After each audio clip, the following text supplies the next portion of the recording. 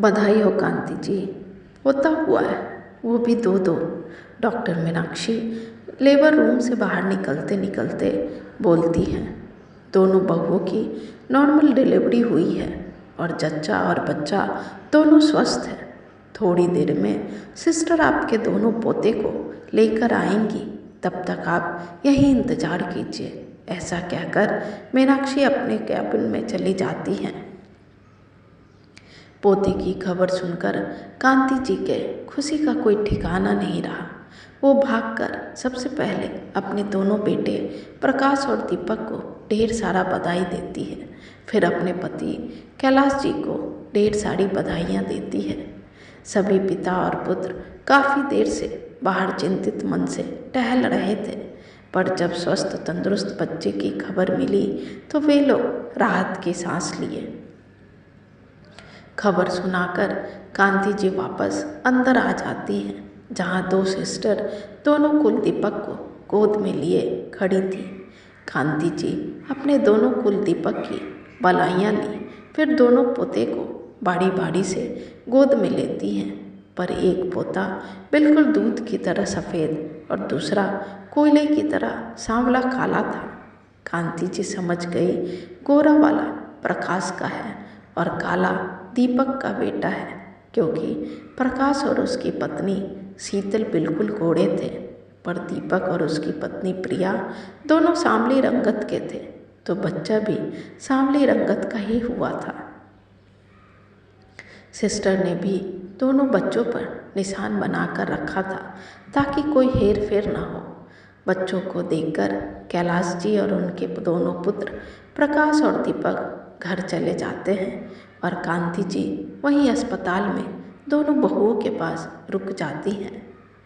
अपने दोनों पोते को देखकर कांति जी को शीतल की एक बात याद आ जाती है, जो वो हमेशा दीपक और कांति जी को कहा करती थी, अरे माँ जी, देवर जी तो बिल्कुल काले कलूटे हैं। जब इनके बच्चे होंगे तो वो भी बिल्कुल इनकी तरह ही काले होंगे। और ज़ोर ज़ोर से खिल्ली उड़ाते हुए हंस देती थी, जो कांति जी और के दीपक को बिल्कुल पसंद नहीं आता था और हमेशा उदास हो जाया करती थी।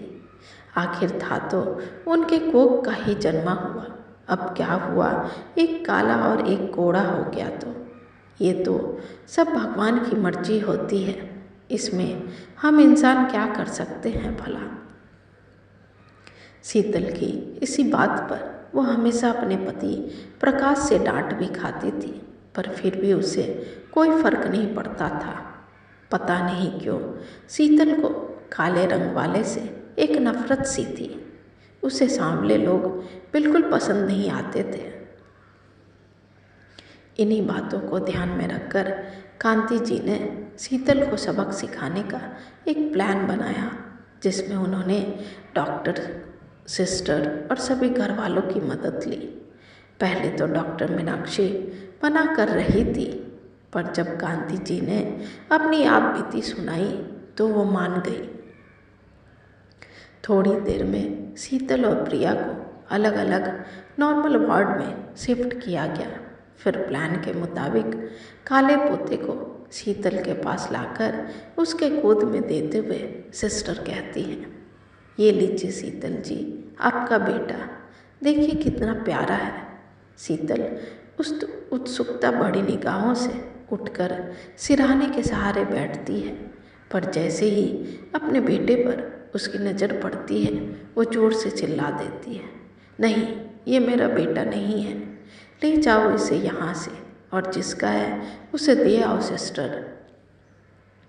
वो तो गोरा था, मैंने देखा था, नहीं ये नहीं हो सकता मेरा बच्चा, जोर से चिल्लाते हुए शीतल कहती है कि तभी वहाँ डॉक्टर मीनाक्षी और कांति जी पहुँच जाती हैं। फिर डॉक्टर मीनाक्षी कहती है, नहीं शीतल जी, यही है आपका बेटा, आप उस समय अपने पूरे होश में नहीं थी, आपको कैसे पता चलेगा कि आपका बच्चा कौन सा है। मैंने आपकी डिलीवरी कराई है, यही है आपका बेटा। उधर से कांति जी भी डॉक्टर के हाँ में हाँ मिलाते हुए कहती है, हाँ बेटा शीतल, यही है तुम्हारी संतान। मुझे भी दिखाया था सिस्टर ने। अब काला हुआ तो क्या हुआ, आखिर है तो कुल का चिराग ही ना। सबकी बातें सुनकर शीतल बिना अपने बच्चे को छुए लेट जाती है और धीरे धीरे सुबकने लगती है। तभी पीछे से प्रकाश अपने बच्चों को गोद में लेकर उस कमरे में प्रवेश करता है और मुस्कुराते हुए शीतल के पास बैठ जाता है और कहता है, ये देखो शीतल, हमारा बच्चा, चांद का टुकड़ा, देखो कितना सुंदर है, बिल्कुल तुम्हारे पर गया है। प्रकाश की बातों को सुनकर भी शीतल नज़रअंदाज करती है और कहती है, नहीं देखना मुझे, ले जाओ अभी इसे यहाँ से। अपना सिर प्रकाश के विपरीत दिशा में घुमाकर शीतल कहती है, मैं जिस काले रंग से नफरत करती थी, भगवान ने वही मुझे दे दिया। तभी प्रकाश नन्हे से बाबू को शीतल के आंखों के सामने रखता है और जब शीतल की नज़र बच्चे पर जाती है तो हैरानी से बच्चे को देखती है। फिर मुड़कर सभी को देखा तो सब मंद मंद मुस्कुरा रहे थे। फिर जब सबको हंसी बर्दाश्त नहीं हुई तो सब जोर जोर से हंसने लगे। फिर कांति जी आकर शीतल को बड़े प्यार से कहती है, बहू, रंग मायने नहीं रखता है, स्वभाव अच्छा होना चाहिए। काला घोड़ा तो ऊपर वालों की देन है, इसमें नफरत क्यों करना। आज अगर सही में तुम्हें काला बच्चा होता तो क्या उसे पालना छोड़ देती या दूध पिलाना छोड़ देती? नहीं ना, तो फिर क्यों ऐसी बातें करती हो जिससे दूसरे का मन मैला हो जाए। देख बहू, इस बात को गलत मत लेना, मैंने तो वही किया जो एक माँ को करना चाहिए। अगर बुरा लगा तो माफ़ कर देना। कांति जी अपने किए की माफ़ी मांगती है, पर कांति जी की बात सुन शीतल कहती है, माँ जी आप माफ़ी मत मांगिए, आपका हाथ तो हमें आशीर्वाद देने के लिए चाहिए। ऐसे भी आपने जो किया अच्छा किया माँ जी, तभी तो मेरी अकल ठिकाने आ पाई, वरना तो मैं वैसे ही किसी को भी बोल देती और उसका दिल तोड़ देती। शीतल के मन में एक सवाल और घूम रहे थे, इसलिए उसने प्रकाश से पूछ ही दिया, प्रकाश, पर वो बच्चा किसका था, कहीं प्रिया का तो नहीं? हाँ भाभी, मेरा और प्रिया का ही है। वो आपको एडमिट करने के आधे घंटे के बाद ही प्रिया को भी लेबर पेन शुरू हो गया था और आनन फानन में उसे भी यहीं एडमिट कराया गया।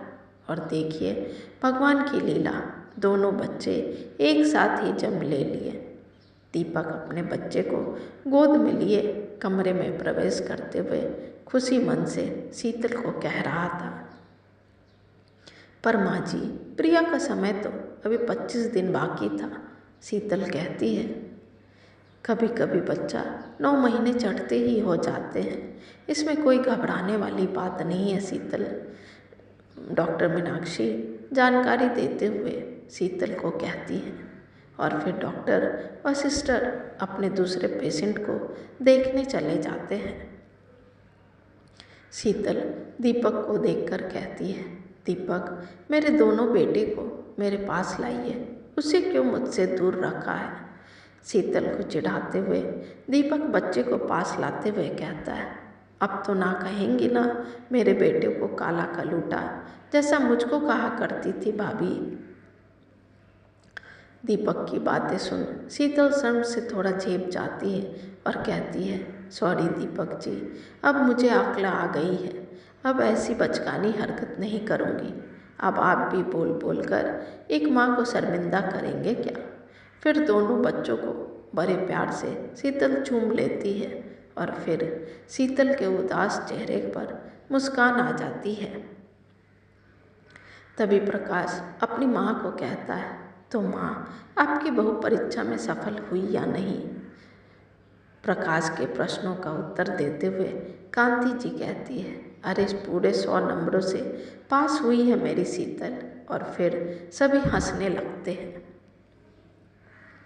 प्रिय दोस्तों, कभी कभी बहुत सी महिलाओं के अंदर इस तरह की भावना घर कर जाती है, जिसे समय रहते निकाल लेना चाहिए, नहीं तो ये किसी के दुख और हीन भावना का कारण बन जाती है। रंग रूप कुछ मायने नहीं रखती है तो इंसान का स्वभाव और गुण।